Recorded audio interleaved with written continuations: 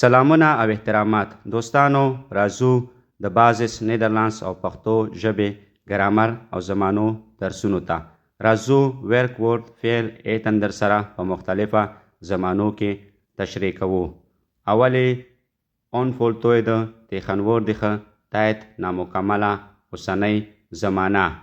ایک ایت زه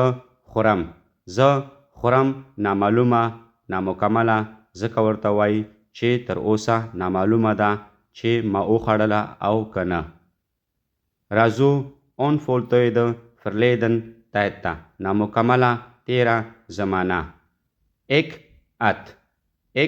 ات ما خوړله.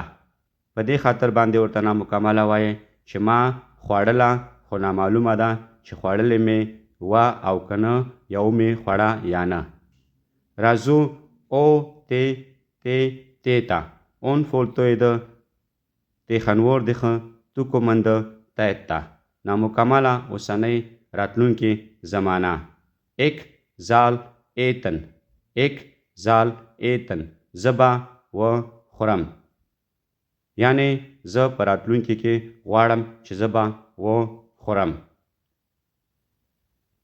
راځو فولتوید تیخنوردیخه تایت ته مکمله اوسنی زمانه.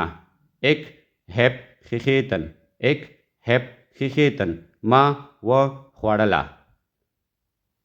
راځو فولتوید فرلیدن تایت ته مکمله تیره زمانه. ایک هات